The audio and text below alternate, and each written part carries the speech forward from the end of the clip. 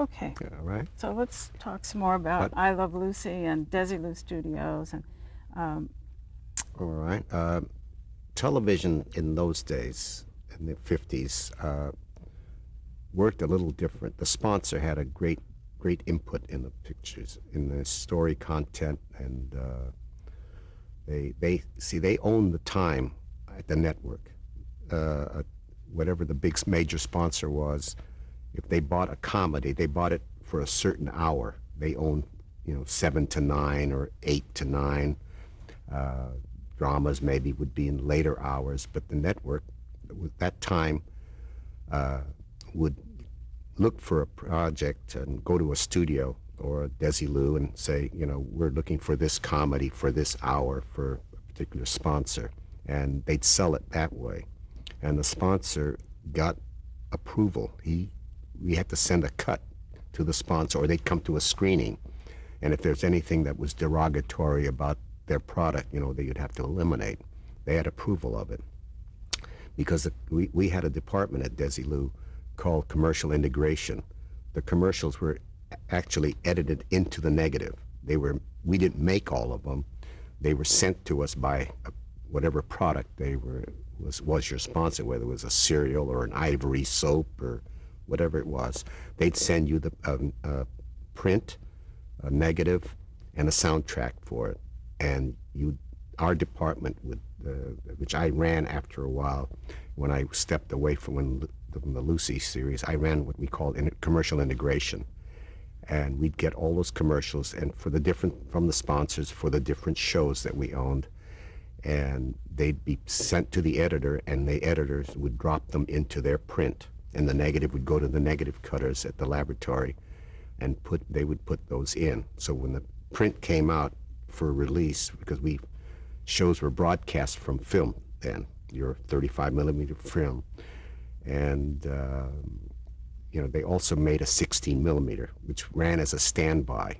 So then, say something happened to the 35 millimeter projector, they could switch to the 16.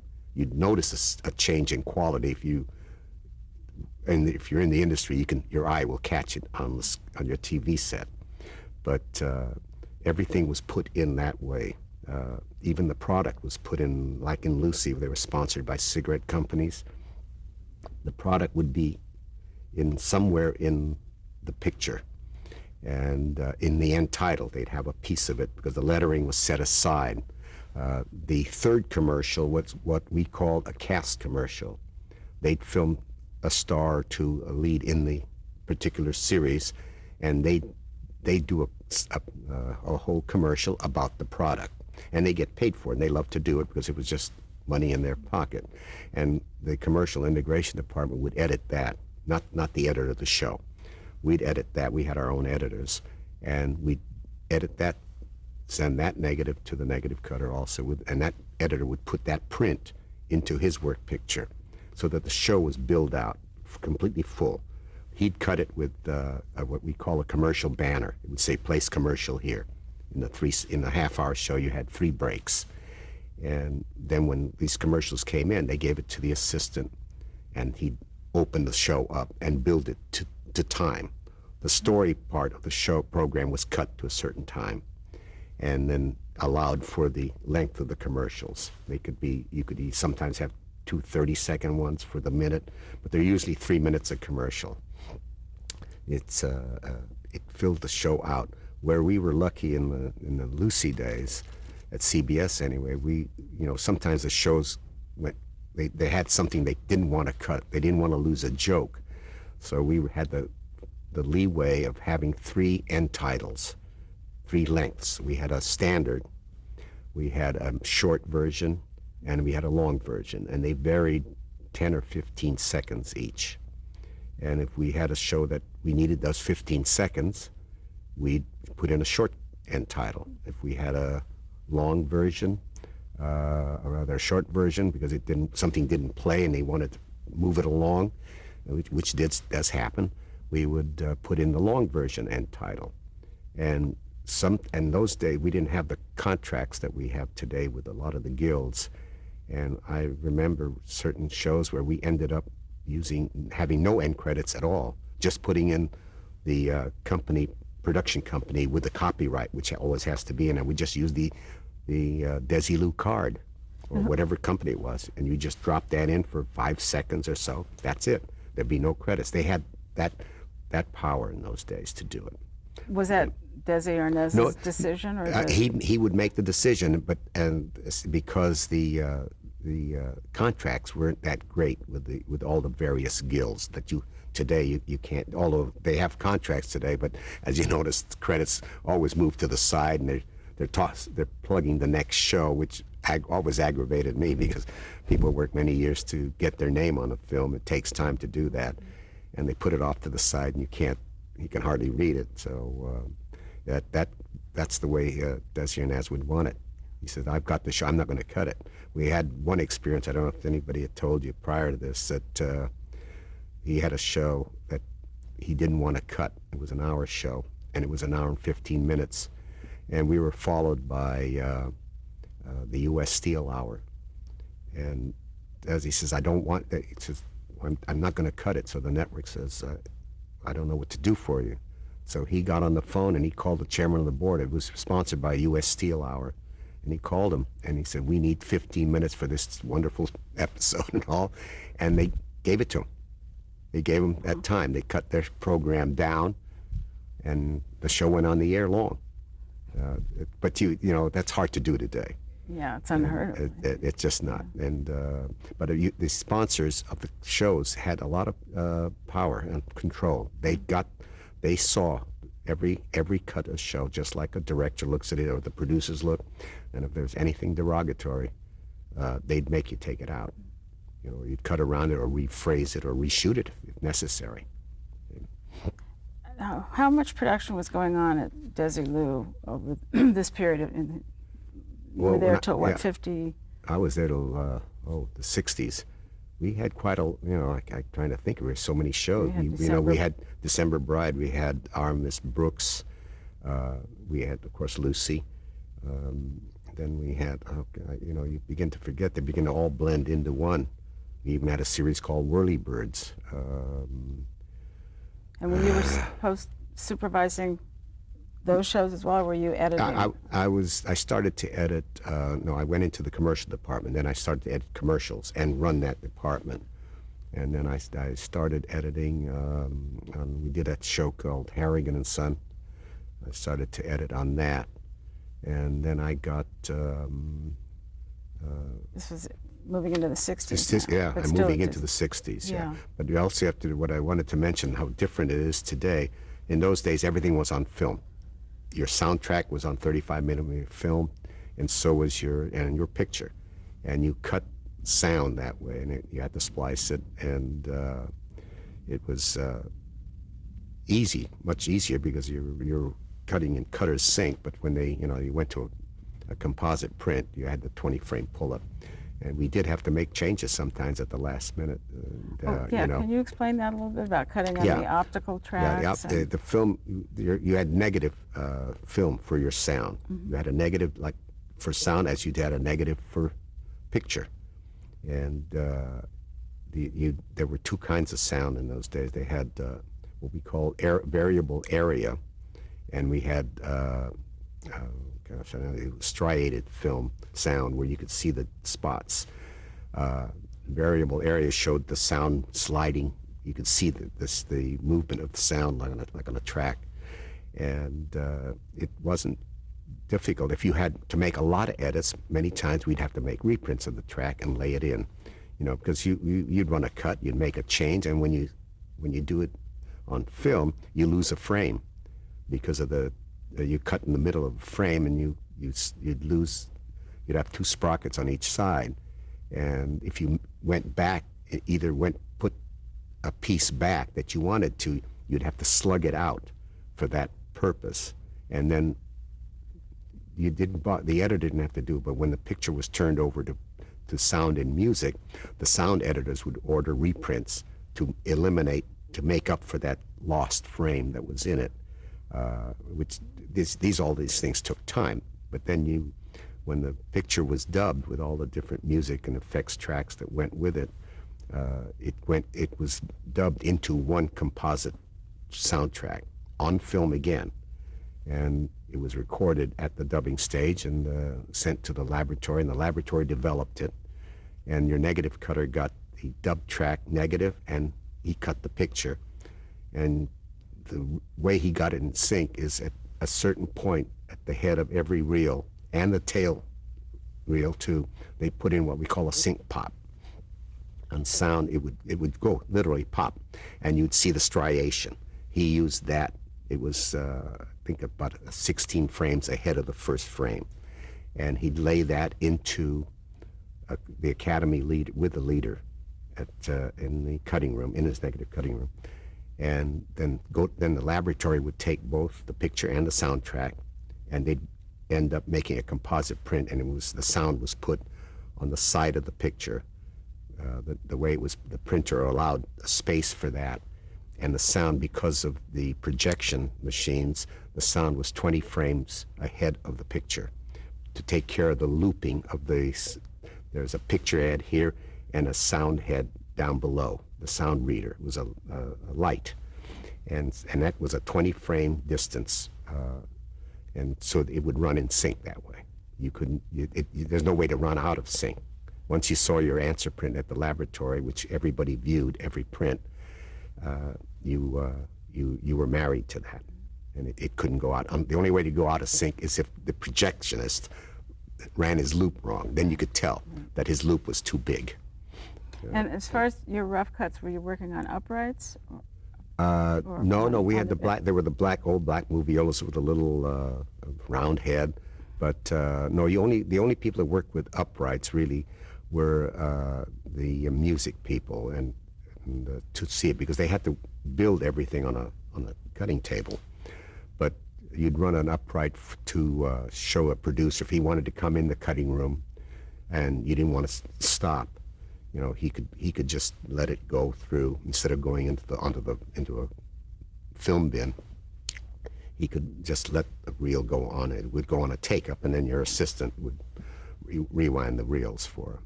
But that's the only time we used take ups. Yeah.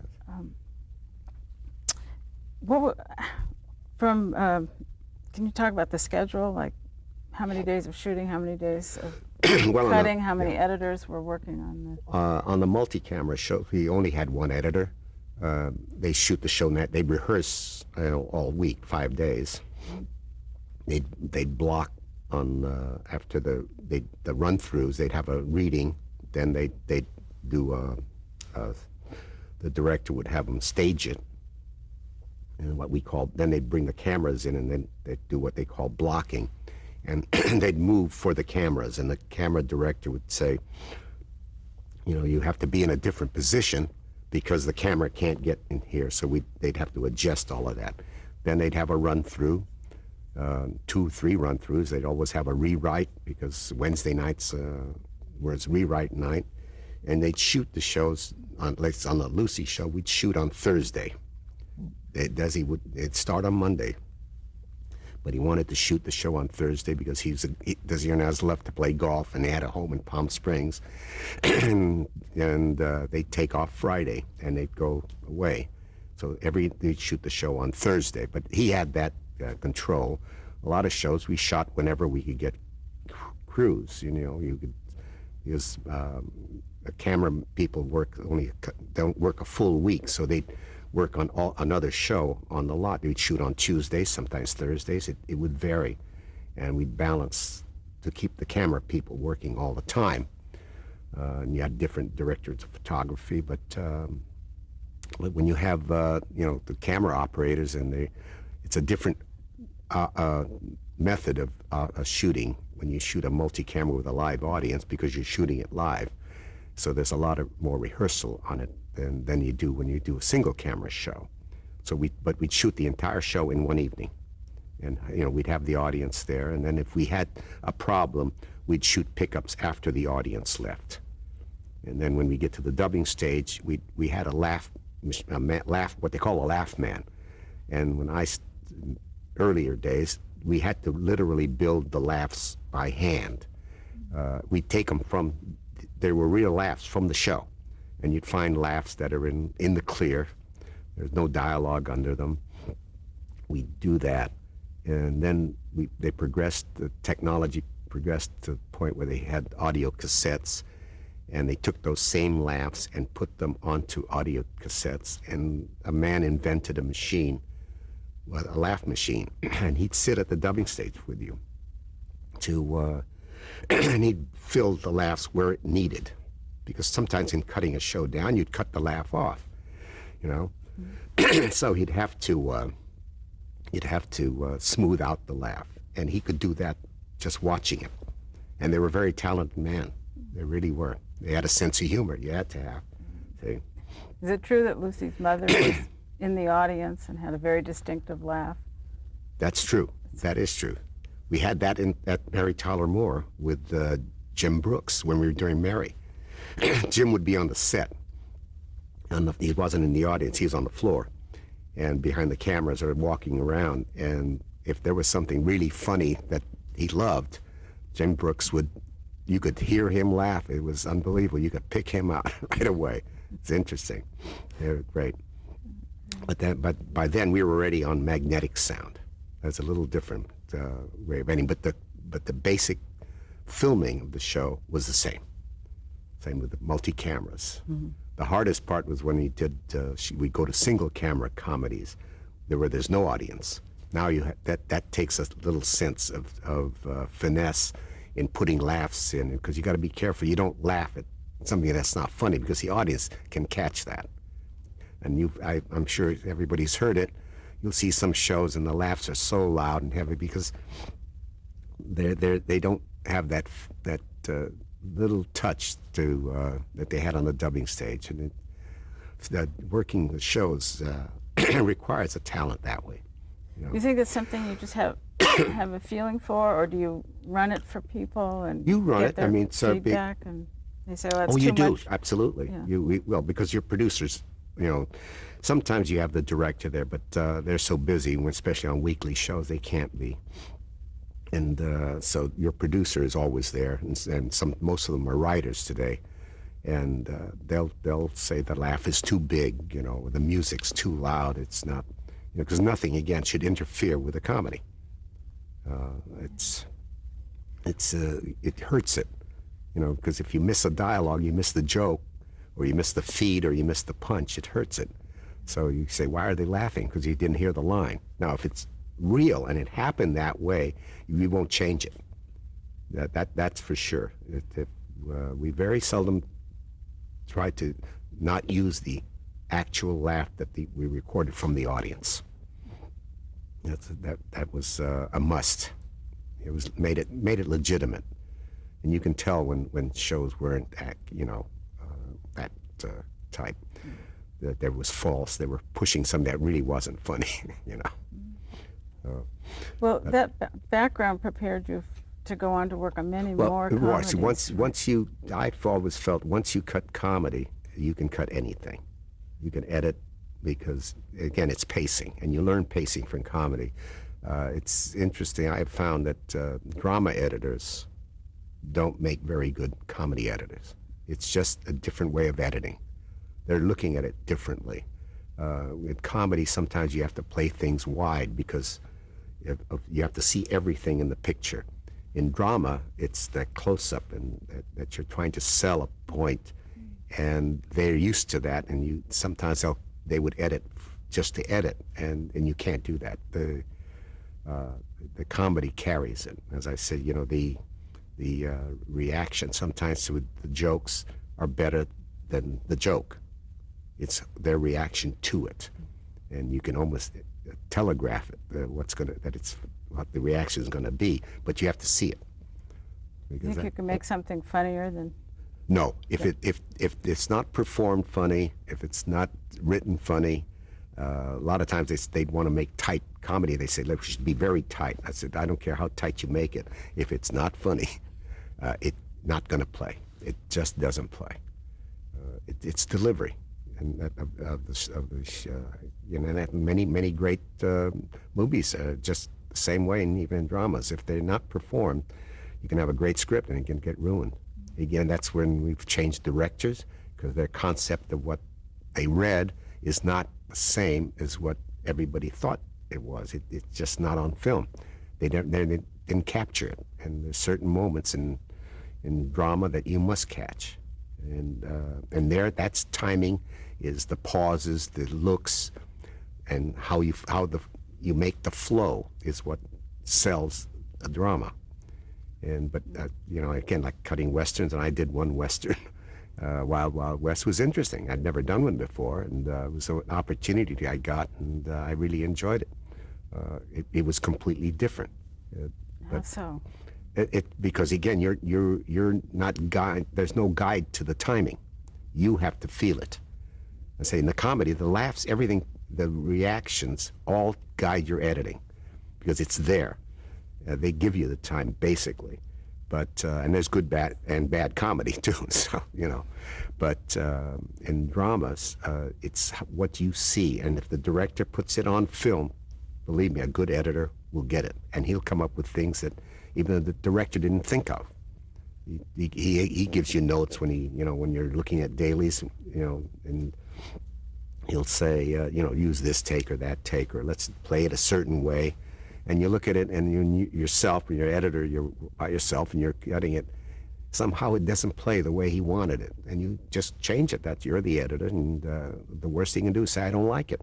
Mm-hmm. You're just showing it the way you want it. He says, no, I'd rather have it this way. Or the reverse, he'll say, I never thought of it that way, but I like what you did, and it stays, because it's how you feel. Without the delivery though. You can't do it. It's not there. Yeah, so I've had to redo shows that way because of that reason. Because the director wanted a cut, he gets his cut, and now the company takes it over. The producer says, okay, we're going to change it. Our concept is a little different. And we recut it. And so. Okay, well, I'd like to talk about some of the specific shows that you worked on. Keeping on the subject of comedy, like the Bill Dana show. That was wonderful. Very funny show. Billy, being a writer himself, was just great. That's where I first met Don Adams, because Don was in it too. He played the bellhop, Billy was the bellhop. I'm sorry. Don was the house detective, and they played against each other, and it was just wonderful. And being a writer. He had a big influence in the scripts and in the episodes, because he was just he had reaction. He didn't do the slapstick kind of things that Don did, and didn't give you the crazy. Don gave you facial expressions that you always tried to catch, but it was a wonderful, wonderful show. I only stayed with that a year, the first season, and I went to do My Favorite Martian. Before Living Doll, before that. The same producers. Bob Cummings. With Bob Cummings and Julie Newmar. Julie Newmar, the big, tall. Yeah, that was a cute show too, but that didn't make it. And Bob was a very interesting guy. Cummings he wanted the camera be on him most of the time, and every setup they did, he never did the same thing. If his hand was here in one angle, it would be here in the next angle. And he forced you to try to be with him. Nobody would admit it, but it was there, and you didn't know it until you actually edited the episode. Bob Cummings was something. He wanted to keep the scene and be on the camera all the time. These are little things you find. And unfortunately, it wasn't a bad show, but it didn't make it. Do you think, was it before My Favorite Martian? No, that was after. Martian was going on, but I wasn't on it. I went on My Favorite Martian, I think, in 1964 when it went to color. It was the last season of it. And that was an interesting experience, too, because Ray Walston could not remember lines. And we always had cue cards. And it made it very difficult for editing, because he'd be talking to you but looking there or looking that way, depending on where the angle was. And it made it difficult. You had to work around that, But it was a wonderful show. It was great. And all those effects that we did in where the antenna go up and things explode and something appears, We did all of that in the cutting room. So if the antenna was going to go up, he'd have his dialogue, they'd cut, and he'd freeze, and the camera was locked down, and then the prop man would come and put the antenna on, and then start again and pick up the dialogue. We'd have an angle change, and then the antennas would be motivated, and they'd go up. And then if something was going to explode, we'd make that in the moviola. We'd cut in 3 frames of clear film that the negative cutter also had to match.